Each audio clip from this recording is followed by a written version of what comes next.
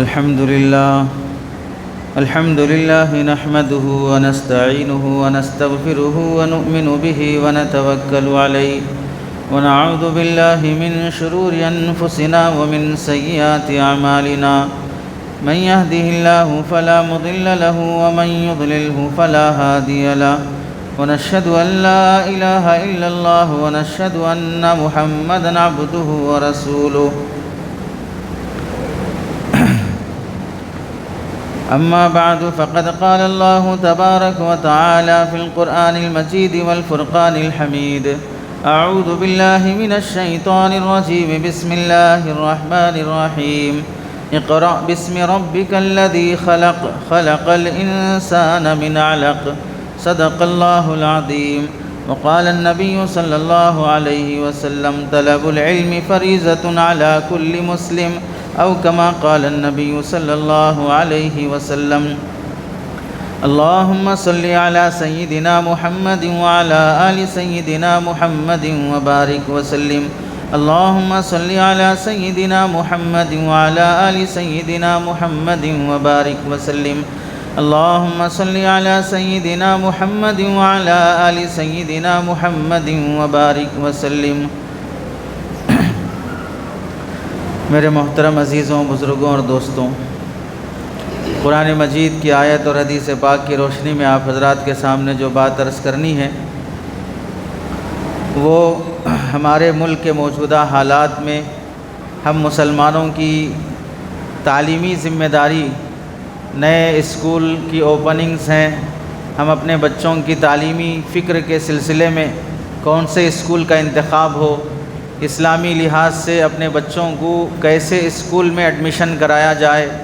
پڑھانا تو ہر ایک کے لیے ضروری ہے، پڑھنا اسلام کا حصہ ہے، اسلام کا حکم ہے، لیکن پڑھانے اور پڑھنے کے سلسلے میں اپنی نئی نسل اور اپنی اولاد کو کیسے اسکولوں میں ایڈمیشن کرایا جائے، اسلامی اسکول کا انتخاب کرنا، غیر اسلامی اسکول میں ایڈمیشن کرانے کے نقصانات، دو باتیں نتیجے اور خلاصے کے طور پر آج آپ حضرات کے سامنے عرض کرنی ہے۔ پہلی بات تو یہ ہے کہ پڑھانا بہر صورت ضروری ہے، پڑھانے میں کسی بھی طرح کی کوتاہی نہیں کرنا چاہیے۔ دوسری بات، کیسے اسکولوں میں پڑھانا چاہیے اور غلط اسکولوں میں، غیر اسلامی اسکولوں میں پڑھایا جائے گا تو اس کا انجام کیا ہوگا، اور اس کے لیے ہمیں حل کیا کرنا چاہیے زمانے کے لحاظ سے۔ قرآن مجید کی پہلی آیت جس میں اللہ رب العزت اللہ کے نبی علیہ السلام پر سب سے پہلی وحی نازل فرمائی نبی بننے کے موقع پر، تو وہ 30ویں پارے کے سورۃ القلم کی 5 آیتیں ہیں۔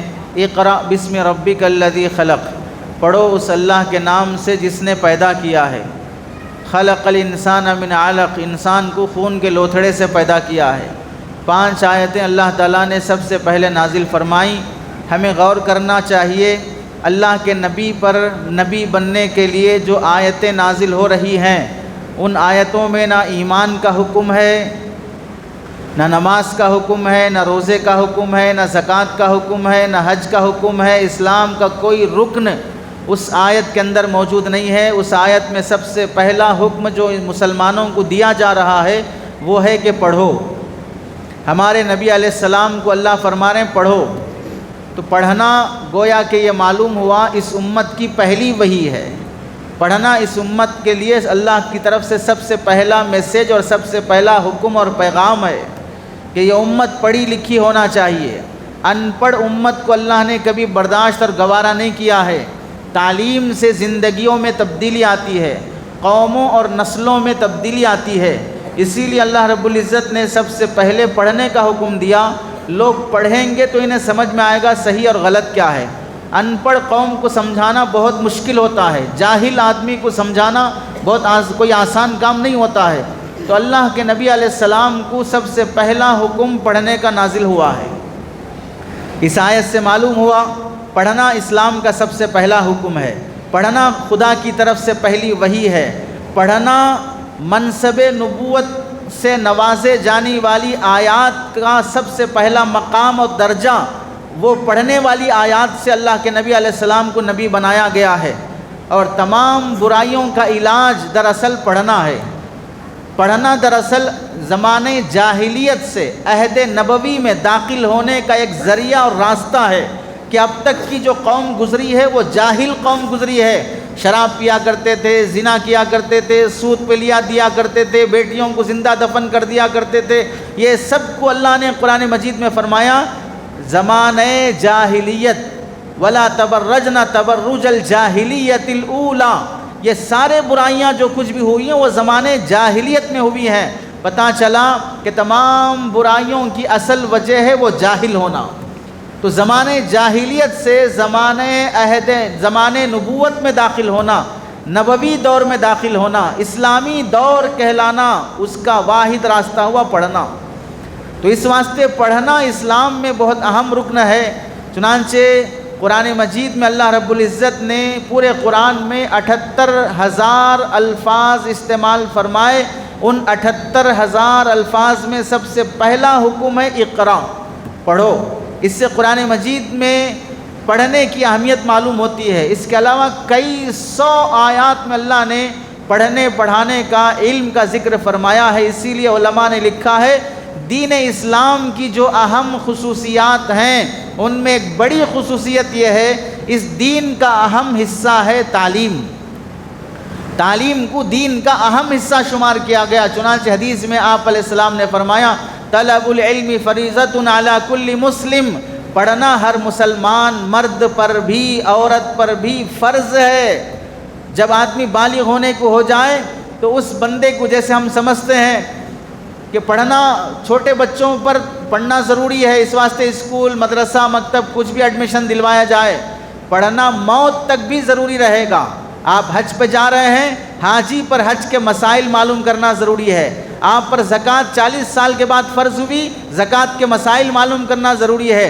آپ قربانی دینے لگے، قربانی کے مسائل معلوم ہونا ضروری ہے۔ آپ شادی کر رہے ہیں، بیوی اور شوہر کے حقوق، اولاد کے حقوق معلوم ہونا ضروری ہے۔ آپ مارکیٹ میں تجارت کرنے کے لیے آ رہے ہیں، بزنس کے احکام معلوم ہونا ضروری ہے۔ آپ اونر ہیں، اونرشپ کے احکام کیا ہیں، آپ نوکر ہیں، نوکر کی ذمہ داریاں اور حقوق کیا ہیں، یہ سب معلوم ہونا، ہر فیلڈ والے کو اپنے فیلڈ کا دین معلوم ہونا ضروری ہے۔ لوگ سمجھتے ہیں دین کسی خاص پیشے والوں کا کام ہے، صرف علماء جان لیں، مفتیان اکرام جان لیں، ان کا کام ہے۔ مفتیان اکرام سارے شعبوں کا دین جانیں گے، لیکن ہر شعبے والے کو اپنے دین پہ چلنے کے لیے اس کے شعبے کا علم ضروری ہے۔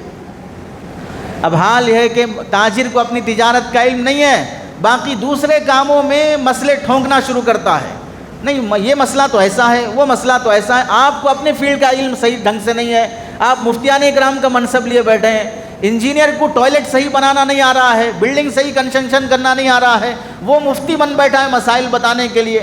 ہر آدمی کو اپنے فیلڈ کا علم جاننا۔ حضرت عمر رضی اللہ تعالیٰ عنہ کوڑا لے کر گشت کیا کرتے تھے بازار میں کہ جو شخص تجارت کا علم سیکھے بغیر یہاں مارکیٹ میں آئے گا تو خیریت نہیں ہوگی، یہاں سے نکلو، پہلے سیکھو، پھر اس کے بعد مارکیٹ میں بزنس کرنے کے لیے آؤ۔ سیکھ کر بزنس کرو گے تو اسلامی معیشت پروان چڑھے گی، مسلمانوں میں اکنامک مضبوط ہوگی، کوئی مالدار کوئی غریب یہ نہیں رہے گا، ہر آدمی ایک لیول پر آ کے رکے گا۔ اور اگر پڑھے بغیر غیر اسلامی طریقے سے تجارت کرو گے، غریب غریب ہی بنتا جائے گا، مالدار اور مالدار بنتا جائے گا، پورا مارکیٹ سود خوروں سے بھرا ہوا رہے گا، پورے مارکیٹ میں سود خور نظر آئیں گے، حرام خور نظر آئیں گے، حلال کی پرواہ کرنے والا کوئی نظر نہیں آئے گا۔ وجہ کیا ہے؟ انہوں نے سیکھا نہیں ہے حلال حرام کی اہمیت کیا ہے، حلال حرام کا فرق کیا ہے۔ تو اس واسطے قرآن مجید کی آیت اور حدیث سے معلوم ہوا پڑھنا بہر صورت اسلام کا حکم ہے۔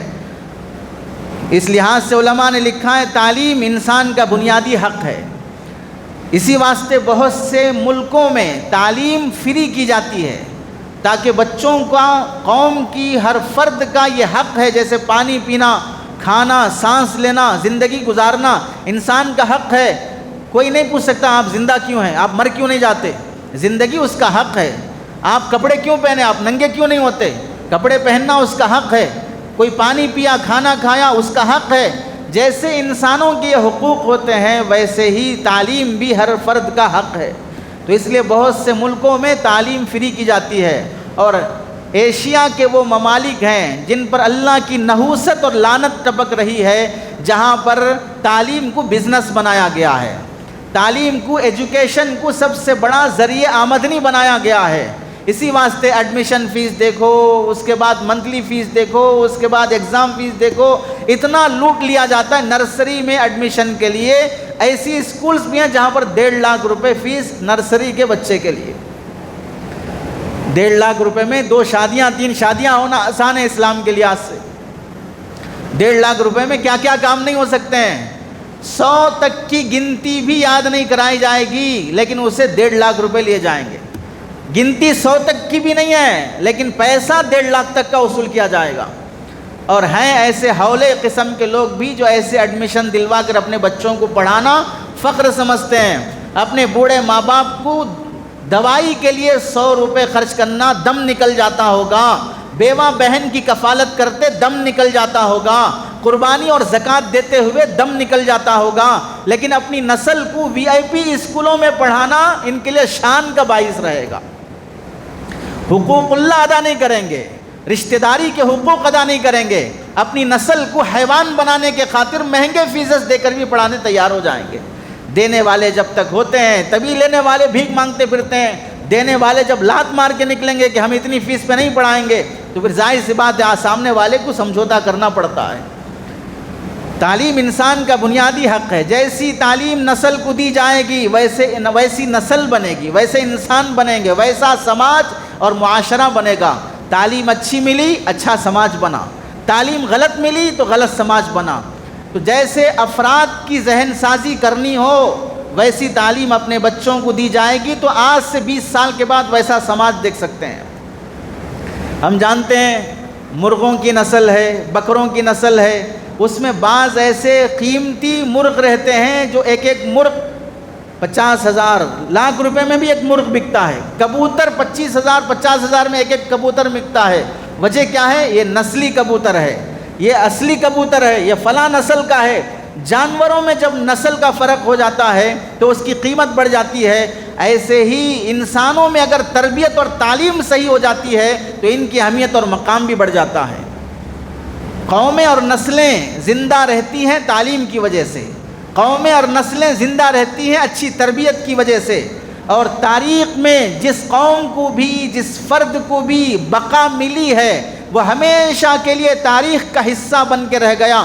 ہر دور میں اس کا ذکر کیا جانے لگا تو اس میں ایک واحد ذریعہ تعلیم بھی ہے۔ چنانچہ آج کے لحاظ سے ہم دیکھ لیں، مسلمانوں میں مولانا ابوالکلام آزاد رحمۃ اللہ علیہ کس وجہ سے آج بھی اسکول کے چھوٹے چھوٹے بچے کے ذہن میں موجود ہیں۔ APJ عبدالکلام ہندوستان کا سائنسدان اور پہلا میزائل مین کیوں زندہ ہے؟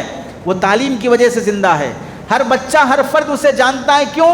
ان کے ماں باپ کو نہیں جانتے ہوں گے۔ مولانا ابوالکلام آزاد کے ماں باپ کا نام نہیں معلوم ہے، APJ عبدالکلام کے باپ کا اور ماں کا نام نہیں معلوم ہے، لیکن ان کا نام معلوم ہے ان کی علمی محنت اور کارنامے کی وجہ سے۔ تو قومیں زندہ رہتی ہیں تعلیم کی وجہ سے۔ آج دیکھ لیں، دشمن قوموں نے بھی تعلیم کو اپنا ہتھیار بنایا ہے۔ اپنے مقابل قوم کو ختم کرنا ہو، اپنی تعلیم عام کرو، یہ قوم خود بخود ختم ہو جائے گی۔ مسلمان قوموں کے ساتھ 1000 سال تک تیر اور تلوار کی جنگ چلتی رہی، بندوق اور بم کی جنگ چلتی رہی، لیکن جب دشمنوں نے سمجھ لیا کہ اب یہ بم سے، بارود سے، بندوق سے اور توپ سے ڈرنے والی قوم نہیں ہے اور اس سے یہ ہلاک ہونے والی نہیں ہے، تو اب ان قوموں نے تعلیم کو اپنا ہتھیار بنایا اور تعلیم اپنے نئے لباس میں، لبادے میں پہنا کر انہوں نے ملکوں میں عام کرنا شروع کیا۔ اب اس قوم کو ہلاک کرنے کے لیے کسی بم بارود کی ضرورت نہیں ہے، اس قوم کے پڑے ہوئے لوگوں کا ذہن خود دشمنوں جیسا بن چکا ہے۔ آپ اس کو اگر سمجھنا چاہتے ہیں تو آپ دیکھ لیجئے، قوموں کی فنا تعلیم پر موقوف ہے۔ کوئی قوم مٹ جاتی ہے، ختم ہو جاتی ہے تو اسے غلط تعلیم دی جائے گی تو اس کی اپنی صحیح پہچان ختم ہو جائے گی، اب وہ قوم باقی نہیں رہے گی، اس کے عقیدے ختم، اس کا کلچر اور تہذیب ختم، اس کی فکر بدل جائے گی۔ بنیاد اس میں کیا ہوگی؟ تعلیم کا دخل رہے گا۔ آج زندگی میں ہم مثال کے طور پہ دیکھنا اور سمجھنا چاہتے ہیں تو آپ دیکھ لیجئے، 3 لوگوں کو مثال کے طور پر، ایک عبرت کے لیے اور ایک سبق اور نمونے کے لیے۔ پہلا شخص ہے سعودیہ عربیہ کا جو ولی عہد ہے محمد بن سلمان، تعلیم اس کی انگریزوں کی ہوئی ہے، اس واسطے اس کی سوچ اور فکر اگرچہ کہ وہ سعودیہ، مکہ مکرمہ اور حکمران مسلم قائدین کی نسل سے ہے، لیکن سوچ اور تعلیم انگریزوں کی ہوئی ہے، امریکہ کی ہوئی ہے، اسرائیل کی ہوئی ہے۔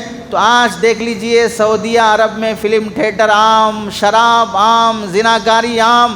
محمد بن سلمان، نام محمد رکھ لینے سے کافی نہیں ہوگا کہ وہ محمدی بن جائے، کردار سے آدمی کی پہچان ہوتی ہے، کردار سے اس کو عزت ملتی ہے۔ تعلیم صحیح نہیں ہوئی ہے، آج پورا سعودیہ جھلس رہا ہے، سوائے ہم وہ دیکھ کے کہ حرم شریف، مکہ مکرمہ اور مدینہ منورہ، یہ دو مقامات مقدسہ حاجیوں اور معتمرین کے ان عبادتوں کی وجہ سے محفوظ ہیں، باقی اس کے علاوہ کوئی آثار آپ کو نہیں ملے گا کہ یہ اسلامی ملک ہے۔ وجہ کیا ہے؟ ایک وقت کا بچہ تعلیم کے لحاظ سے بگڑ گیا، وہی 25 سال کے بعد جب وہ حکمرانی کی کرسی پر آیا تو فرعونوں جیسی حرکت کرنے لگا۔ تو آج کی نسل کو ہم، آج کے چھوٹے معصوم 3 سال 4 سال 5 سال کے بچے کو اسکول میں ایڈمیشن کراتے ہوئے ہرگز یہ نہ سوچیں ابھی 4 سال کا ہے کیا ہوگا، بعد میں دیکھ لیں گے۔ یہی 4 سال کا بچہ 24 سال کی عمر کو پہنچنے کے بعد یہ سماج کا ایک اہم فرد بن جاتا ہے۔ اگر اس کا دماغ بچپن سے نہیں بدلا، بچپن سے نہیں بنا، تو 24 سال کے بعد ایک فرعون بن کے مارکیٹ میں آ سکتا ہے، ایک قارون بن کے مارکیٹ میں حکمرانی کی کرسی پر مسلط ہو سکتا ہے۔ یہ سوچ کر ہمیں اپنے بچوں کی تربیت کی خاطر اچھے اسکول کا انتخاب کرنا چاہیے۔ دوسری مثالیں دیکھیں، افریقہ کا ابھرتا ہوا ایک مسلمان لیڈر جو اپنے کو حضرت بلال رضی اللہ تعالیٰ عنہ کو اپنا آئیڈیل اور نمونہ بناتا ہے، ایک طرف وہ نوجوان بھی ہے، قوموں سے ٹکرانے کی طاقت، شجاعت اور ہمت، اسلام پر ثابت قدمی اور اسلامی شعائر کو بلند کرنے کے عزائم، یہ سب چیزیں اس نوجوان کے اندر ہیں۔ فرق کیا ہے؟ تعلیم کا فرق ہے۔ پتہ چلا سعودیہ عربیہ حرمین شریفین کا حکمران بن جانا یہ کوئی بڑی سعادت نہیں ہے، اصل اسلام کو زندہ کرنا بڑی سعادت ہے۔ وہ افریقہ میں رہ کر، کالا کلوٹا رہ کر، ذات کے لحاظ سے کچھ کمزور رہ کر بھی اسلام کی نمائندگی کرنے کے لیے آگے ہے، اور یہ گورا رہ کر بھی، اونچا رہ کر بھی، اور سعودیہ عربیہ جیسی مقدس مقامات کا رہ کر بھی فرعونوں کی نمائندگی کر رہا ہے۔ فرق کس بات کا ہے؟ فرق تعلیم اور تربیت کا ہے۔ تیسری مثال آپ دیکھ لیں، فلسطین اور حماس کے فوجی اور مجاہدین اور وہاں کے نوجوان آج بھی جو اسلام پر ثابت قدم ہیں، ڈٹے ہوئے ہیں، وہ اپنا ملک چھوڑنے تیار نہیں، زمین چھوڑنے تیار نہیں، بیت المقدس چھوڑنے تیار نہیں، اسلام سے دستبردار ہونے تیار نہیں۔ وجہ یہی ہے کہ ان کی تعلیم و تربیت ویسی پختہ ہوئی ہے، جان دے دیں گے لیکن ایمان ہرگز نہیں دیں گے، دشمن کے سامنے گردن نہیں جھکائیں گے، گردن کٹا دیں گے۔ تعلیم سے یہ فرق پڑتا ہے۔ آج ہماری قوموں کو تعلیم صحیح نہیں ملی تو کتنے مسلمان ہیں جو داڑھی اس واسطے کٹا رہے ہیں کہ اس کے کٹائے بغیر جاب نہیں ملتی ہے۔ کتنے مسلمان بیٹیاں ہیں جو برقع اور پردہ حجاب اس واسطے ہٹا دے رہی ہیں کہ اسکول میں اس کے بغیر، کالج میں اس کے بغیر ہمارا اسٹیٹس نہیں بن رہا ہے۔ حجاب ہمیں رکاوٹ ہے کسی کو بوائے فرینڈ بنانے میں، برقع ہمیں رکاوٹ ہے کہ سب کے چہروں پر ہماری تعریف کے گن گنوانے میں، کہ جب تک ہم اپنا چہرہ نہیں دکھائیں گے، اپنا حسن کا جلوہ نہیں دکھائیں گے، اس وقت تک ہمارے عاشق پیدا نہیں ہوں گے، چاہنے والے سڑک چھاپ پیدا نہیں ہوں گے۔ تو آج کتنی عزت کے خاطر، خواہش کی خاطر وہ مسلمان بیٹیاں ہیں جو اپنی عزت کا سودا کر دیتی ہیں اور جسم کا سودا کر دیتی ہیں فیشن پرستی کی وجہ سے۔ تعلیم سے فرق پڑتا ہے، اسی واسطے تعلیم انسان کو جانور سے ممتاز کر دیتی ہے۔ پڑھا لکھا کہیں کسی ملک میں سوائے جاسوسی کے کتوں کے کسی کو سکھایا نہیں جاتا۔ کتوں کو تعلیم دینے کا رواج پہلے زمانے سے بھی ہے۔ کلب معلم کا ذکر قرآن مجید میں ہے۔ سکھایا ہوا کتا، جسے شکار کرنا سکھایا گیا ہو، اگر کتے کو بھی تعلیم دی جائے گی تو اس کتے کا حکم عام کتوں سے فرق پڑ جاتا ہے۔ عام کتا اگر شکار کرے گا تو وہ شکار حلال نہیں ہوگا۔ اس نے بھینس کا شکار کیا، ہرن کا شکار کیا، حلال نہیں ہوگا۔ سکھایا ہوا کتا کہ ہم نے ٹرین کر کے شکار کرنا سکھا کر بسم اللہ پڑھ کے اب چھوڑا، اب اس کتے نے شکار کیا، اب وہ شکار ہمارے لیے حلال رہے گا۔ پتہ چلا علم انسان پر ہی نہیں جانور پر بھی آتا ہے تو اس کا درجہ اور مرتبہ بڑھ جاتا ہے۔ کتا جیسا ناپاک جانور بھی شکار کر لے لیکن سیکھا ہوا اس واسطے اس کا درجہ اور مقام بڑھ جاتا ہے۔ یرفع اللہ الذین آمنوا منکم والذین اوتوا العلم درجات، اللہ علم والوں کو مرتبہ اور مقام دیتے ہیں، ایسے ہی جسے علم دیا ہے اللہ علم والوں کو بھی مرتبہ اور مقام دیتے ہیں۔ علم چاہے جاسوسی کتے کی اور گلی کے کتے کی، دونوں کی قیمت ایک نہیں ہوتی ہے۔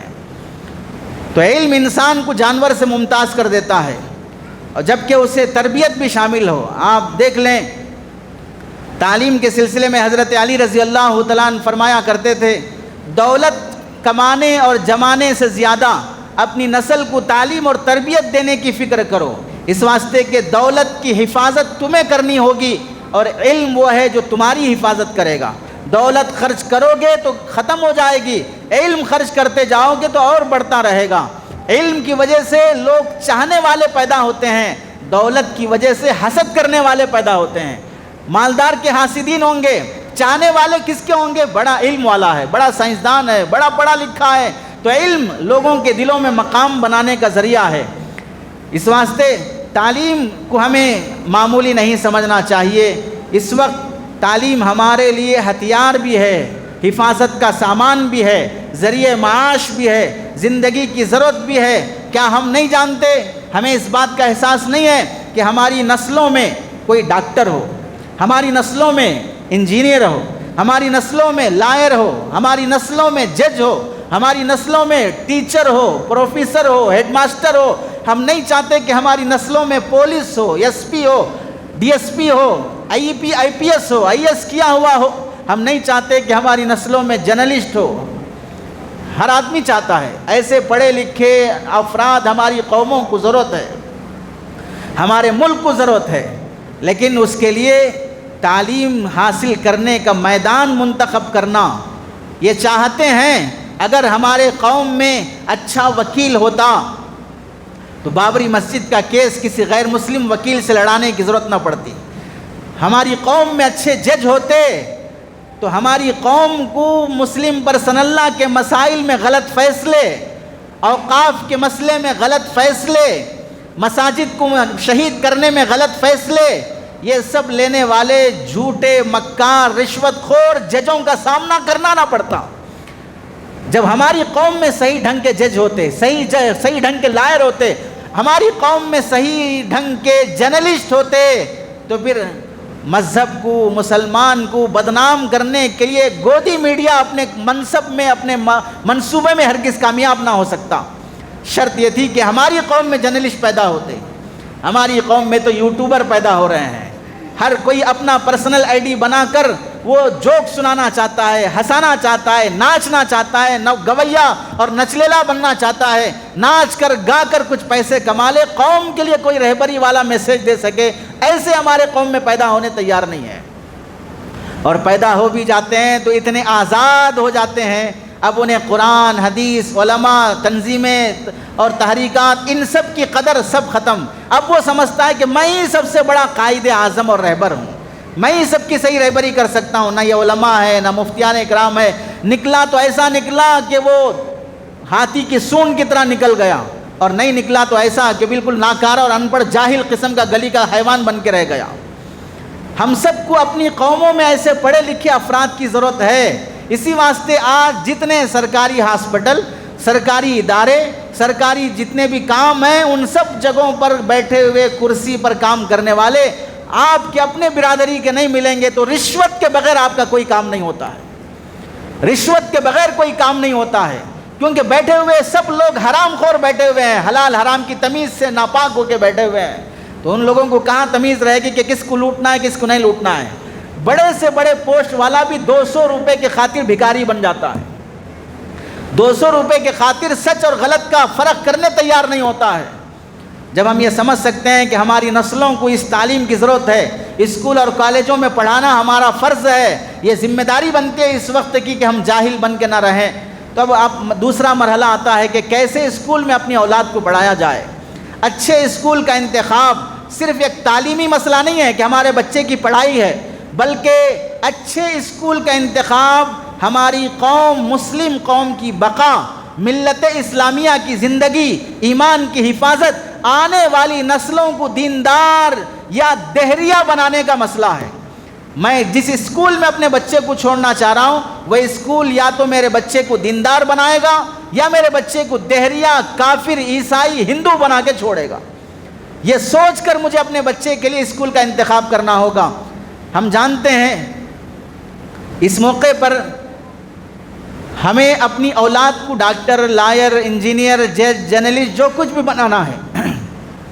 اس میں بنیادی سوال یہ ہے، کیا ہم میں سے کوئی شخص یہ چاہتا ہے میرا بچہ مسلمان ہے، نام اس کا عبداللہ، عبد الرحمن ہے، وہ ڈاکٹر بنے لیکن مسلمان باقی نہ رہے؟ کوئی چاہتا ہے کہ میرا بچہ انجینئر بنے لیکن وہ مسلمان باقی نہ رہے؟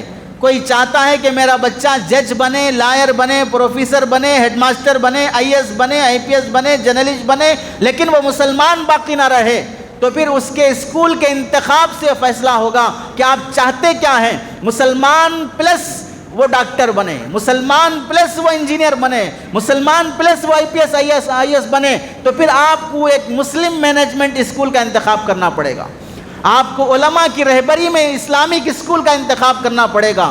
آپ کو اس اسکول کے انتخاب کے ساتھ اپنے بچے کی دینی ذہن سازی اور دینی تربیت کی خاطر علماء سے جوڑ کر، مکاتب سے جوڑ کر اس بچے کو داخل کرنا پڑے گا۔ اس کے بغیر اگر آپ صرف ایجوکیشن پر توجہ دیتے ہوئے کسی بھی ایرے غیرے کے اسکول میں، چاہے وہ کتنا بھی بڑا فیس لینے والا ہو، کتنی بھی بڑی شہرت رکھتا ہو، ایڈمیشن کراتے ہیں تو مطلب یہ ہوگا میں میرے بچے کو صرف ڈاکٹر دیکھنا چاہتا ہوں، مسلمان دیکھنا نہیں چاہتا ہوں۔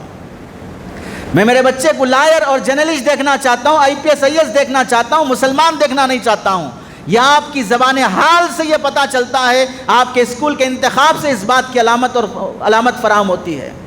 اس لیے ہم سوچیں، اگر اس وقت صحابہ اکرام دوبارہ دنیا میں تشریف لا لیں، صحابہ اکرام کے ساتھ ان کے اس زمانے کے دشمن بھی دوبارہ زندہ ہو جائیں، اور ان کے دشمنوں میں ابو جہل ہے، ابو لہب ہے، عتبہ ہے، شیبہ ہے، یہ لوگ اس زمانے کے لحاظ سے مکہ مکرمہ میں اسکول کھولیں، مدینہ منورہ میں اسکول عبداللہ بن ابی جو منافقوں کا سردار گزرا وہ اسکول کھولے، تو آپ بتائیں حضرت صدیق اکبر، حضرت عمر فاروق، حضرت عثمان، حضرت علی رضی اللہ تعالیٰ عنہم اجمعین، یہ سب صحابہ اکرام کیا اس زمانے کے ابو جہل، ابو لہب، عتبہ، شیبہ کے اسکول میں اپنے بچوں کا ایڈمیشن کرائیں گے؟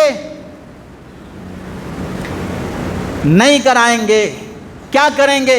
یا تو اپنا اسکول خود کھولیں گے یا تعلیم نہیں دیں گے، لیکن اس اسکول میں جو دشمن کا کھولا ہوا ہے ایڈمیشن نہیں کرائیں گے۔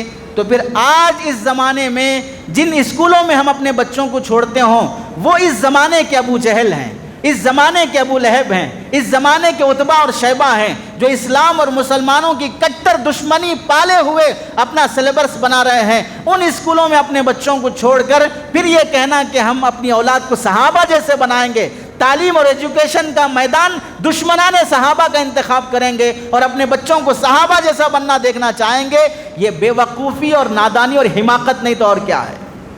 جب صحابہ کرام اپنے بچوں کو اپنے دشمنوں کے اسکول میں پڑھانے تیار نہیں ہیں کیونکہ وہ اسلام اور مسلمانوں کے دشمن ہیں، تو پھر ہم ہندوانہ کلچر، عیسائی مشنریز اور فرقہ پرست طاقتوں کے اسکولوں میں چھوڑ کر شرم تک بھی نہیں آتی ہو مسلمان بیٹیاں کتنے سینٹ میری اور سینٹنس کالجز میں پڑھ کر برقع پہن کر، اندر سے جنس پہنی ہوئی ہے، ٹی شرٹ پہنی ہوئی ہے، ٹائٹ کپڑے ہیں، اوپر سے سماج کو دھوکہ دینے کے لیے برقع پہن کے جا کر اندر کالج میں جانے کے بعد پورا برقع نکال کے پھینک دیا جائے، بوائے فرینڈ بنایا جائے، ناجائز تعلقات کی خبریں آئے دن سنتے رہیں، اس کے بعد بھی ہم اس بات پہ راضی رہیں کہ ہماری بیٹیاں ڈگریاں لے کے آ رہی ہیں۔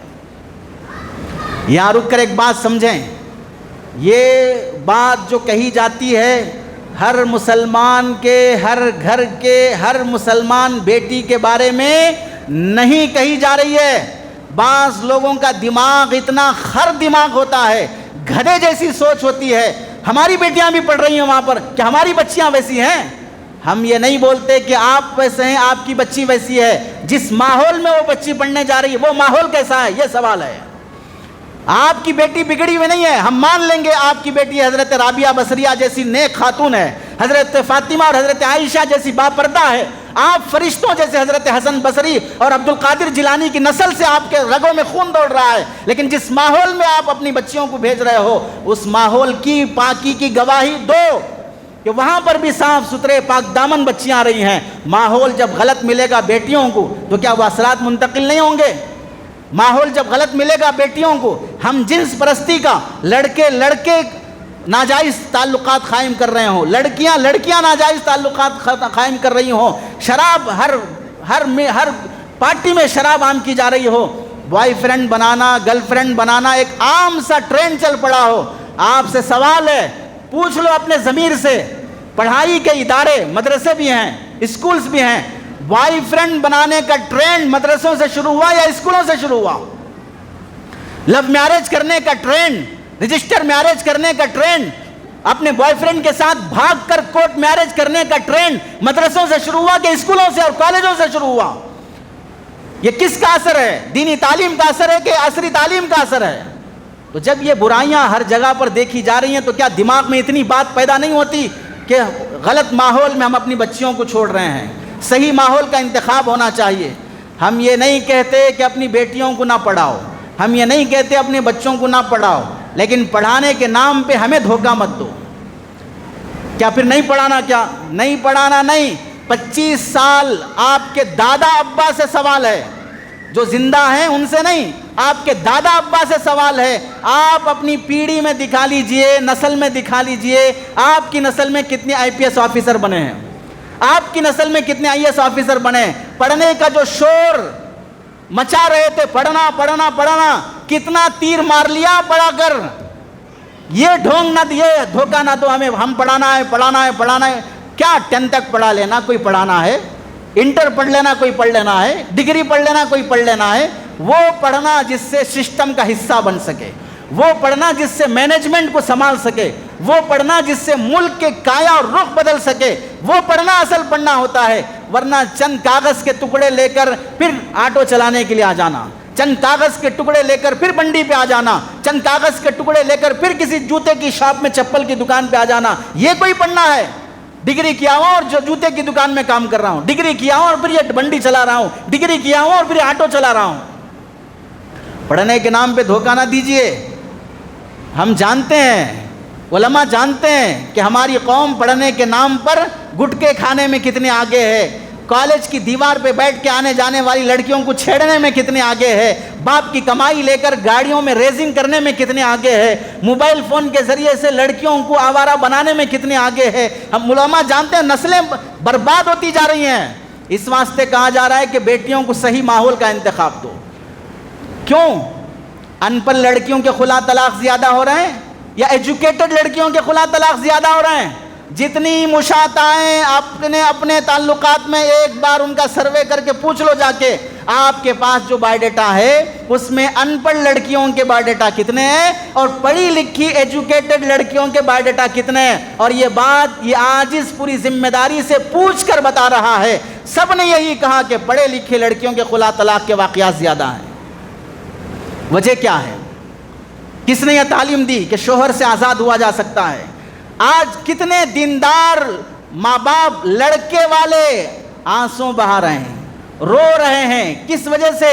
لڑکیاں اتنی بدمعاش بنتی جا رہی ہیں، بدتمیز بنتی جا رہی ہیں، چھوٹی چھوٹی باتوں پہ خلا طلاق لینے کے واقعات۔ لڑکیوں کے ایک لڑکی، ایک ڈاکٹر صاحب جو سرجن ہیں، آپریشن کرنے والے، جہاں وہ تو RMP تو نہیں ہے، چھوٹی موٹی گولیاں لکھ کر دے دے، MBBS کی کوئی حیثیت نہیں ہے آج کل، وہ سرجن ہے، وہ آ کے بیچارہ ہاتھ پکڑ کے رو رہا ہے کہ گورنمنٹ جاب جیسے لگی میری گھر والی کو فلاں کالج میں پڑھانے کے لیے، کیا 60-70 ہزار کی سیلری آنا شروع ہو گئی، گھر چھوڑ کے بغیر اطلاع کے چلی گئی، 3 بیٹے گھر میں موجود ہیں، بچے ہیں، باپ سسرا حرام خور فون کر کے کہتا ہے کہ ہم خلا نامہ بھیج رہے ہیں، دستخط کر دو، اب ہماری بچی کو گورنمنٹ جاب لگ گئی ہے، تمہاری کوئی ضرورت نہیں ہے۔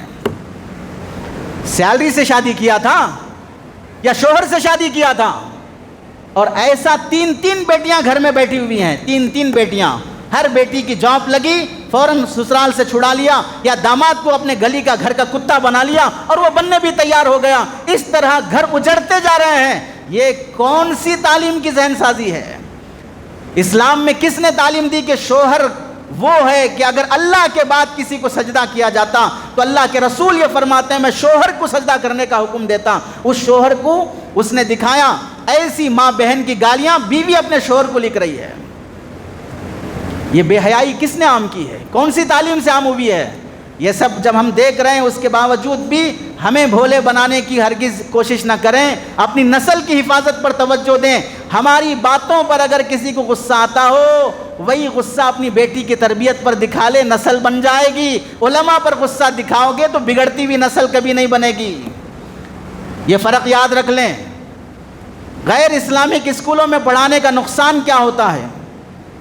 7 نقصانات عاجز لکھ کے لایا ہے. پہلا نقصان عقیدے کی خرابی، دوسرا نقصان تہذیب اور کلچر کی خرابی، تیسرا نقصان اخلاقی گراوٹ، چوتھا نقصان دین سے دوری، پانچواں نقصان والدین کے خلاف ذہن سازی، چھٹا نقصان اسلام پر اعتراضات اور اس کے احکامات کی تاخیر، ساتواں نقصان ذہنی ارتداد. یہ 7 نقصانات غیر اسلامک اسکول کا انتخاب کرنے پر ہوگا. پہلے نقصان کی وضاحت، عقیدے کی خرابی کیا ہوگی؟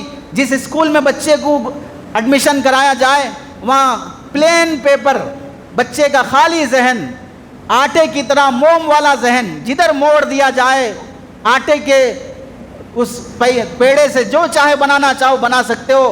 ویسے معصوم بچوں کے ذہن کو جو چاہے بنانا چاہے بنا سکتے ہو. وہاں اگر کہا جائے گاڈ از جیوس، حضرت عیسیٰ ہی خدا ہیں، وہاں کہا جائے نعوذ باللہ رام از گاڈ، رام خدا ہے، تو آپ بتائیے ہر دن سنتا جائے اور پھر وہاں پر کلاس روم میں داخل ہوتے ہی مختلف طریقوں سے سرسوتی کی پوجا کرائی جائے، وندے ماترم کرایا جائے، سوریہ نمسکار کرایا جائے، یوگا کرایا جائے، اسکولوں میں مشرکانہ ترانے پڑھائے جاتے رہیں، اسکولوں میں گیتا کی تعلیم کو لازم کر دیا جائے، اس کو نیشنل بک قرار دیا جائے، اسکولوں میں تعلیم میں تبدیلی جو لائی جا رہی ہے، ہندوازم کو ایک نظریے عقیدے کے بجائے قومی ثقافت بھارتی کلچر کے طور پر پیش کیا جائے، یوگا کے نام پر سوریہ نمسکار اور ہندوانہ تہذیب پر مسلمانوں کو مجبور کیا جائے، بھارت ماتا کی مورتی بنائی جائے اور اس کی جیکار لگائی جائے، نہ صرف گائے کو مقدس جانور بنا کے طور پر پیش کیا جائے بلکہ اس کے گوبر اور پیشاب کو بھی تبرک کی چیز بنا کر پیش کی جائے. ویڈیوز بنائے جا رہے ہیں. ٹیچر اسکول میں پڑھانے والی کلرنگ کا دور آ گیا اور پی اے پی او پی کرانے کا دور آ گیا. کیا بولتے ہیں اب اس دور میں وہ بچوں کو لے کر گوبر لیپ رہی ہے اور گوبر لیپنے کے فائدے بیان کر رہی ہے اسکول ٹیچر مذہبی کتاب سے. یہ بچے دیکھ رہے ہوں جا کر اور ویڈیوز بن رہے ہیں کہ وہ صابن کے بجائے گوبر لیپ کے نہ رہا ہے اور بالکل 6 پیک بنا ہوا ہے. ارے جس گائے سے جس بھینس سے گوبر نکلتا ہے اس کو اتنی عقل نہیں ہے، اس کے بچے کو عقل جتنی ہے اتنی عقل تجھے نہیں ہے. اس بچے کو معلوم ہے کہ دودھ پینے کے لیے منہ کہاں لگانا ہے. اور ہم ایسے چلے کہ گوبر اور پیشاب کا تقدس بٹھاتے جائیں. اور تو اور سرکاری تقریبات جتنے بھی پروگرامز ہوتے ہوں اس میں ہندو علامتی اشیاء کو استعمال کرنا، اس کا بھرپور مظاہرہ کرنا، پارلیمنٹ کے افتتاح کے موقع پر ہندوانہ مورتی کی پوجا کے بعد افتتاح ہونا. پارلیمنٹ کسی ہندو دھرم کا تھوڑی ہے، یہ جمہوری ملک کا ہے. اس کی افتتاح کے موقع پر مورتی پوجا کرانا یہ کس بات کی علامت ہوتی ہے؟ ڈیزائن بھی ایسا کرانا جس سے ہندوانہ تہذیب اور کلچر چھلکتا ہو. ہندو دھرم کی نسبت سے سنسکرت زبان کو مسلط کرنے کی کوشش کرنا. اسکولوں میں دیویوں دیوتاؤں کی مورتیوں کو رکھ کر اسکولوں میں مسلمان طالبات اور طلباء سے سرسوتی کی پوجا کرانا اور اس کے بارے میں یہ عقیدہ گھڑنا کہ سرسوتی دیوی یہ ایجوکیشن کی دیوی ہے، جو اس کو خوش کرے گا اس کی پوجا کرے گا وہ ایگزام میں کامیاب ہو جائے گا، پڑھائی میں آگے بڑھ جائے گا. آپ تعلیمی اداروں میں درگا پوجا کا تہوار رکھا جانا، آیورویدک دواؤں کو ہندو مذہبی تعلیمات کے طور پر پیش کر کے اسے فروغ دینے کی کوشش کرنا، فلموں کے ذریعے سے ہندو دیوی دیوتاؤں کی عظمت دہرایا جانا، ہندو مذہبی تقریبات میں مسلمانوں کی دعوت اور انہیں شریک کرنے کا اہتمام کیا جانا، دیوالی اور ہولی پر زور اور شوق سے ادا کرنے کی ترغیب دی جانا، مردوں اور عورتوں کے لیے دھوتی نما پائجامہ بنا کر پہنانے کا سے اسے ڈریس کوڈ بنا کر پیش کرنا، بہت سے علاقوں میں ہندو عورتیں ہندوانہ رسم اور رواج کے مطابق وہاں کا کالی پوت وغیرہ پہن کر، جسے لچا کہو، کالی پوت کہو، منگل سوتر کہو، ہندوانہ کلچر کے طور پر اسے پڑھنا، بین مذاہب نکاح، لڑکی مسلمان، لڑکا غیر مسلم ہے، عیسائی ہے، دلت ہے، ان کے نکاحوں کو عام کرنا، سیاسی سپورٹ ملنا، پولیس ان کی حفاظت کرنا، بعض جگہ مسلمان بچوں کے نام سیکولر اور غیر مسلم رکھوائے جانا، اور مسلمان نام ہونے پر اسکول ٹیچر مذاق اڑانا، اور ہندی پروگراموں میں ایسے کلچر کو پیش کرنا جس سے دیکھنے والے بچے یہ محسوس کریں کہ اگر اس زمانے میں عزت چاہیے تو ایسے جینا پڑے گا۔ تو آپ بتائیے کیا یہ سب نہیں ہو رہا ہے؟ یہ سب ہونے کے بعد ہماری نسلوں کے عقیدے محفوظ رہیں گے، ہماری نسلوں کا ایمان محفوظ رہے گا؟ تو یہ عقیدے کی خرابی ہے سب سے پہلے۔ آج کتنے مسلمان وہ ہیں جو اتنا سیکولر بنتے چلے گئے۔ مسلمان، ایک بندہ مسلمان اسکول کھولا اور اس میں پہلا نام تو دیا دینیات پلس حفظ پلس۔ یہ حولوں کی بھی ایک بڑی جماعت ہے جو حفظ پلس بول کر پورے قرآن مجید کے حافظے کا کباڑہ کر رہی ہے۔ وہ ٹاپک ہی الگ ہے، وہ کسی اور موقع پہ بولیں گے، جو حفظ پلس والوں کی خیریت لینے کے لیے۔ پہلے تو دین کے نام پر، جب اس کے بعد جب مسلمانوں کے علاوہ غیر مسلم بھی وہاں کی تعلیم کو دیکھ کر آنا شروع ہوئے، تو پھر ہوتے ہوتے یہ ہوا جس حال میں اس نے پریئر ہال نماز کی جگہ بول کر کھولا، اس میں ہوتے ہوتے مصلی کے بازو مورتی بھی لا کے رکھ دیا، اور کہنے لگا کہ ہمارے اسکول میں مسلمان بھی پڑھتے ہیں، غیر مسلم بھی پڑھتے ہیں، اس واسطے دونوں کو عبادت کرنے کا حق ہے۔ یہ کہہ کر وہ نماز پڑھنے کی جگہ پر مورتی لا کے رکھ رہا ہے، اور رکھنے والا مسلمان ہے۔ اب آپ اندازہ کر لیں اس سے کتنا تہذیب اور عقیدے کا بگاڑ۔ جب کسی اسکول کے پرنسپل اور ہیڈ چیئرمین اور ہیڈ ماسٹر کا دماغ ایسا بن جائے تو پھر ان بچوں کا حال کیا ہوگا؟ وہ کس کو صحیح اور کس کو غلط سمجھیں گے؟ تو عقیدے کی خرابی سب سے بنیادی چیز ہے۔ دوسرا، تہذیب اور کلچر کی خرابی۔ لباس دیکھ لیں، اسکول میں پڑھنے کے لیے کیا لڑکی کو کمر کا بیلٹ ضروری ہے؟ اس سے کمر کا سائز نہیں معلوم ہوگا۔ پتلی کمر کے نام سے لڑکیوں کو چھیڑا نہیں جاتا ہے، موٹی کمر کے نام سے چھیڑا نہیں جاتا ہے، کمر دیکھ کر لوگ اشارے نہیں کرتے ہیں۔ بیلٹ کیا ضروری ہے اسکول پڑھنے والی بچی کے لیے؟ اسلامی لباس کے خلاف ہے، حیا کے خلاف ہے لڑکی کا بیلٹ باندھنا، لیکن کتنے اسکولوں میں چل رہا ہے۔ آف آستین اور پنڈلی تک کا نیچے کا حصہ پہنایا جانا جس سے پنڈلی نظر آتی ہو، یہ سب لباس پہن کر وہ بڑی ہوتی جائے گی تو پھر وہ اسلامی لباس، حیا، برقع، حجاب اسے پسند کرے گی۔ تہذیب اور کلچر ختم۔ میک اپ ضروری ہے ہر اسکول پڑھنے والی بچی کے لیے، خوبصورت بن کے آنا۔ انداز گفتگو، بول چال کا انداز، آئی کانٹیکٹ، آنکھوں میں دیکھ کے بات کرو۔ اور اسلام حکم دیتا ہے نظریں نیچے رکھو، قل للمؤمنین یغضوا من ابصارہم، مسلمانوں سے کہو نگاہیں نیچے رکھیں، اور انہیں شروع سے تعلیم دی جا رہی ہے آئی کانٹیکٹ، آنکھوں میں دیکھ کے بات کرو۔ اور پھر نتیجہ کیا ہوگا؟ نتیجہ اسی حرام خوری پہ جا کے رکے گا، حرام کاری پہ جا کے رکے گا۔ اسی طرح کھانے کا، سونے کا، کپڑے پہننے کا، عید برات کا، روزوں کا، یہ سارا نظام ختم۔ پھر اہتمام کے ساتھ آپ نے ایڈمیشن فارم میں جو لکھا ہماری بیٹی اور بیٹے کا birth day, school teacher phone کر کے پوچھے گی کل آپ کی بیٹی کا برتھ ڈے ہے، آپ کیا کرنا چاہیں گے؟ برتھ ڈے کا رواج، کلچر بدلتے جا رہا ہے۔ وہ ہولی، کرسمس، دیوالی، ان سب پر زور، یہاں تک کہ ایک مسلمان بچے نے آ کر ماں سے کہا امی جان ہم حضرت عیسیٰ کو بھی نبی مانتے ہیں اور محمد رسول اللہ بھی نبی ہیں، حضرت عیسیٰ بھی نبی ہیں، تو جب عیسیٰ ہمارے بھی نبی ہیں تو ان نبی کا کرسمس منانا کیوں منع ہے؟ ایک بچہ سوال کر رہا ہے، تو آپ ماں باپ کے پاس کیا جواب ہوگا؟ ہم حضرت عیسیٰ کو نبی تو مانتے ہیں، خدا تو نہیں مانتے، لیکن اس کے دماغ میں بٹھا کے جب نبی مانتے ہو تو اسی نبی کا برتھ ڈے تو ہو رہا ہے، تو کرسمس کیوں منانا برا ہے؟ تو کرسمس کی حقیقت کیا ہے؟ حضرت عیسیٰ کی پیدائش کب ہوئی ہے؟ عیسائیوں کی کتابوں میں کیا لکھا ہوا ہے؟ یہ سب آج کے ماں باپ کو قرآن پتہ نہیں ہے، کرسمس کا کیا پتہ ہوگا؟ یہ تہذیب اور کلچر کی تبدیلی، اخلاقی گراوٹ، مخلوط تعلیم نظام۔ کیا ہوگا؟ لڑکے لڑکیاں کو ایجوکیشن سسٹم، ایک کلاس میں ایک بینچ پر، یا ادھر لڑکے ادھر لڑکیاں ایک ساتھ بیٹھیں گے۔ 8 اور 9 تک پہنچتے پہنچتے نامناسب تعلقات، غلط اشارے، پھر اس کے بعد وہ چیزیں دیکھنے کو ملیں گی جسے ایک باپ دیکھنا گوارا نہیں کرتا ہے۔ بدنامی کے کتنے واقعات، ڈرینیج کھولا جائے گا تو وہاں سے ایسی چیزیں نکلیں گی جو کسی ڈھابے پر کسی دھندے کی جگہ پر نکلتی ہیں، وہ چیزیں نکلیں گی۔ یہ سب کیوں ہو رہے ہیں؟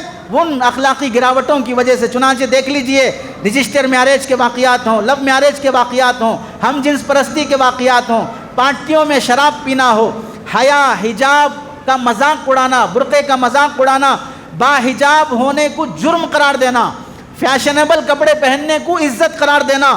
اس کے بعد 9 سال سے 12 سال کی لڑکیاں بوائے فرینڈ بنانے کا ٹرینڈ جب شروع کر لیتی ہیں تو نتیجہ گھر سے بھاگ کر شادی ہوتی ہے۔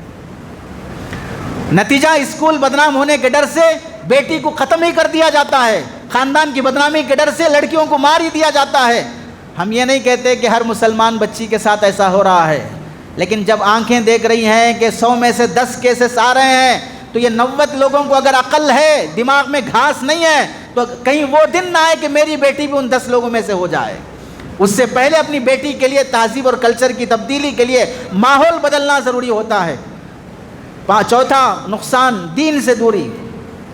5 سال کے بچے کو ڈرائنگ کرنا چاہیے، کلرنگ چاہیے، ڈاگ اور پگ اسے پڑھانا چاہیے، مگر خدا رسول کا نام تک نہیں معلوم ہونا چاہیے، اسے کلمہ تک نہیں آئے۔ حدیث تو یہ کہتی ہے کہ اللہ کے رسول نے فرمایا بچہ جب بولنا شروع کرے تو سب سے پہلے اس کی زبان پر اللہ نکلے۔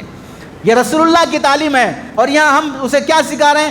8 سال کی بچی یہ کہتی ہے امی جان یہ روزہ یہ رمضان بہت بورنگ ہوتا ہے، اسکول میں ٹائم بہت اچھا پاس ہوتا ہے۔ اسکول میں ٹائم پاس ہونا اس سے مسئلہ نہیں ہے، رمضان بورنگ لگے گا، روزے اسے بورنگ لگیں گے۔ کون بول رہے ہیں؟ 8 سال کی بچی۔ 8 سال کی بچی پہ روزہ فرض ہے، لیکن رمضان اور روزے کی بیزارگی کس نے سکھایا؟ ابھی روزے فرض ہونے سے پہلے روزوں سے بیزارگی کس نے سکھایا؟ 7 سال کا بچہ، اپنے حضرت مفتی سلمان منصور پوری صاحب دامت برکاتہم نے فرمایا 7 سال کا بچہ اپنی امی سے کہتا ہے امی گوشت نہیں پکانا آئندہ سے ہمارے گھر میں، یہ گوشت پکانا اور جانور کو کاٹنا یہ جیو ہتیا ہے، اور یہ ایک جانور کی جان لینا، اس واسطے 7 سال کا بچہ وہ کتنا گوشت کھائے گا؟ لیکن اس کے دماغ میں بات آئی کہاں سے؟ 6 سال کا بچہ وہ مورتی کی پوجا کر رہا ہے، گھر سے نکلتے وقت اپنی گھر کی دہلیز کو ایسے ہاتھ لگا کر آنکھوں کو ایسے کر کے نکل رہا ہے، 7 سال کے مسلمان کا بچہ۔ اور تو اور آپ کے اسی حیدرآباد کے ایک حافظ صاحب کی 2 بچیوں کو ایک اسکول میں ایک پارٹی میں رول دیا گیا، ایک بچی کو سیتا کا رول دیا گیا اور ایک بچے کو رام کا رول دیا گیا، اور دونوں بیٹے بیٹیاں ہیں حافظ صاحب کے۔ جب حافظ صاحب اب بیٹا بیٹی پریشان کر رہے ہیں، وہ ہندوانہ اور مورتی کے سامان لا کے خرید کے پہنائیں، کل کی پارٹی میں ہمیں پارٹیسپیٹ کرنا ہے۔ حافظ صاحب اسکول گئے، مینجمنٹ سے بات کیا تو کہنے لگے آپ کرانا ہو کرائیں ورنہ خاموش رہ جائیں، ہمارے پاس 400 مسلمانوں کے بچے ایسے ہیں جو مورتی کی پوجا کرنا چاہو وہ کرنے کے لیے تیار ہیں۔ ایک حافظ صاحب کو غیرت آئی تو جا کے پوچھا کیسے کتنے غیرت مند ماں باپ ہوں گے، آپ نے کتنے فوٹوز نہیں دیکھیں جہاں پر برقعے والی ماں اپنی بیٹی کو مورتی کا دھار پہنا کر اور اس کا لباس پہنا کر وہ اسکول میں لے جا رہی ہے پارٹیسپیٹ کرنے کے لیے۔ یہ دین سے دوری والے واقعات۔ روزانہ ناچ گانا چاہیے، سیریل چاہیے، عیاشی چاہیے، بوائے فرینڈ سے چیٹنگ چاہیے، ہفتے میں ایک بار جمعہ کی نماز پڑھنا یہ بہت مشکل لگتا ہے۔ حرام کاریاں پورے دن چلتی رہیں، ہفتہ بھر چلتی رہیں، یہ دین سے دوری اور بیزارگی کہاں سے پیدا ہو رہی ہے؟ والدین کے خلاف ذہن سازی۔ کیا بتایا جاتا ہے؟ پڑھے لکھے ہونا یہ اصل عزت کی بات ہے۔ اب ان کے ماں باپ تو پڑھے لکھے نہیں ہیں، تو اب انہی ماں باپ کی انسلٹ ہونا شروع ہو جائے گی انہی بچوں کے ذریعے سے۔ اب بچی گھر آ کے پوچھتے امی آپ کون سی اسکول میں پڑھے؟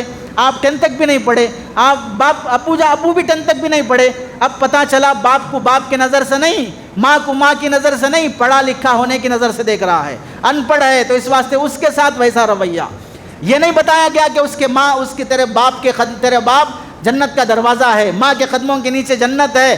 یہ جاہل ہوں اس سے فرق نہیں پڑے گا، یہ تمہارے دنیا میں آنے کا ذریعہ ہے۔ ماں باپ کی خود انسلٹ ہو تبھی تو جا کے اولڈ ایج ہوم کا کانسیپٹ شروع ہوا۔ ماں باپ بیزار، ماں باپ بوجھ کیوں بننے لگے؟ کس نے سکھایا؟ بوڑھے ہونے کے بعد ماں باپ کو اولڈ ایج ہوم میں لے جا کے چھوڑ دو۔ پوری اسلامی تاریخ میں ایک اولڈ ایج ہوم دکھا دو جہاں پر ماں باپ کو گھر سے نکالا گیا ہو۔ یہ اسلام کی تعلیم نہیں ہے۔ 5واں نقصان، چھٹا نقصان اسلام پر اعتراضات، اسلام میں پردہ کیوں ہے، ذبح کیوں ہے، خدا خالق کیسے ہوگا، سود حرام کیوں ہے، قبر کا عذاب کیسے ہوگا، محمد الرسول اللہ نے 7 سال میں حضرت عائشہ سے کیسے نکاح کر لیا، 9 شادیاں 4 شادیاں اسلام میں کیوں ہیں، 8 بچے کیوں پیدا ہوتے ہیں، یہ سارے مسائل ان بچوں کو پڑھائے جا رہے ہیں جو خود بچے ہیں۔ یہ دماغ اسلام کے خلاف بنایا جاتا ہے۔ اور 7واں نقصان ذہنی ارتداد۔ اب حافظ صاحب اچھے نہیں لگتے، عالم صاحب اچھے نہیں لگتے، امام صاحب اچھے نہیں لگتے، مفتی صاحب اچھے نہیں لگتے، یہ سب تو دقیانوس اور پرانے دماغ کے لوگ لگتے ہیں۔ ان کی انسلٹ ہونا، فلمی ہیرو بننے کی خواہش، اداکارہ بننے کی خواہش، والدین کی خدمت بوجھ، مذہب بدل کر پوجا بن کے، پوجا نام رکھ کر کسی ہندو سے شادی کرنے کے لیے تیار، ہنومان 40واں مسلمان بچے یاد کر رہے ہیں، گیتا کو ازبر یاد کر کے مسلمان لڑکی فرسٹ پرائز حاصل کر رہی ہے۔ یہ سب مسائل دین سے دوری کے پیدا ہوتے جائیں گے، ذہنی ارتداد کے پیدا ہوتے جائیں گے۔ اس واسطے ہماری ذمہ داری ہے کہ ہم اپنے بچوں کے لیے اچھے اسکول کا انتخاب کریں۔ بچوں کا دیکھیں، آخری مثال دے کر بات ختم کی جاتی ہے۔ اس زمانے میں لارڈ میکالے کا بنایا ہوا سلیبس اب تک چل رہا تھا۔ 1835 میں لارڈ میکالے نے کہا تھا، ہندوستان میں ہم نے ایسا سلیبس عام کیا ہے کہ ہندوستان میں ایسی تعلیم یافتہ طبقہ اور قوم ہم پیدا کریں گے جو رنگ اور نسل کے لحاظ سے تو ہندوستانی ہوں گے، مگر ذہن، عقیدہ، زبان، سوچ، اس سب کے لحاظ سے وہ ہندوستانی نہیں بلکہ وہ امریکن ہوں گے، وہ انگریزی ذہن کے ہوں گے۔ یہ لارڈ میکالے نے کہا تھا۔ اس کا نتیجہ جن ملکوں میں انگریزی اور عصری تعلیم عام ہوئی ہے، ان میں ایک ملک آپ صرف مصر لے لیں، ایجپٹ، اتنا غلیظ کنٹری ہے، اتنی بے شرم، اتنی بے حس کنٹری بنتی جا رہی ہے، مسلم کنٹری ہونے کے باوجود بھی غزہ اور فلسطین کے معصوم وہاں پر تڑپ رہے ہیں، اس کے باوجود بھی وہ اپنا بارڈر کھول کے انہیں پناہ دینے کے لیے تیار نہیں ہے، یہاں سے جانے والی رفائی تنظیموں کو پناہ دینے کے لیے تیار نہیں ہے۔ وہاں اتنے حالات، آپ جانتے ہیں کہ مصر کا برقع پہننے والی ماں کا بیٹا آج بھی داڑھی والے کو دہشت گرد سمجھتا ہے۔ مکہ مکرمہ میں حرم کے سامنے ہوٹل میں ریسپشن پہ بیٹھنے والا مصری نوجوان داڑھی والا، اسے دیکھ کر ہمارے ایک مولانا نے پوچھا، ماشاءاللہ آپ مصر کے ہیں اور داڑھی رکھے ہیں، بہت خوشی کی بات ہے۔ تو مسلمان نوجوان مصری کہنے لگا کہ یہاں میں اپنی خوشی سے داڑھی رکھتا ہوں، لیکن جب 2 سال 1 سال میں مصر جاتا ہوں تو ایئرپورٹ پر پہنچنے سے پہلے میں داڑھی کٹا کے جاتا ہوں، چونکہ داڑھی کے ساتھ ایئرپورٹ پر الاؤ نہیں ہے۔ یہ اس تعلیم کا نتیجہ جو لارڈ میکالے نے بنایا تھا۔ آج بھی کتنے حالات چل رہے ہیں، مسلمان مصر میں آج بھی جو فرعون بیٹھا ہوا ہے، پارلے جی بسکٹ یہاں 5 روپے میں بکنے والا 2400 روپے میں فلسطین میں بک رہا ہے۔ معصوم بھوک کے تڑپنے والے اسے خرید کے کھا رہے ہیں۔ ایک ماں اپنے بھوکے بچے کو دودھ نہیں پلا سکی اور خریدنے کے لیے پیسہ نہیں ہے، اور خود میں اتنی ہمت نہیں ہے کہ بچے کو پال سکے، سیڑھیوں کے پاس رکھ کر وہ ایک پرچی لکھ کر جاتی ہے، میرے جسم میں اتنی طاقت نہیں ہے کہ میں میرے بچے کو دودھ پلا سکوں، اور میرے پاس اتنے پیسے نہیں کہ میں غذا خرید سکوں، اب اس بچے کو میں خالق کے حوالے کر جاتی ہوں جو موت اور زندگی کا مالک ہے، اب میں یہاں سے اس بچے کو چھوڑ کر جا رہی ہوں۔ ایک فلسطین کی ماں دودھ پیتے بچے کو اپنے سے جدا کرنے پہ مجبور ہے، لیکن مصر کا درندہ اس کے باوجود بھی تعاون کرنے تیار نہیں ہے۔ تعاون اور ریلیف کے لیے جانے والی تنظیموں کو روک دیا جاتا ہے، انہیں قیدی بنا لیا جاتا ہے۔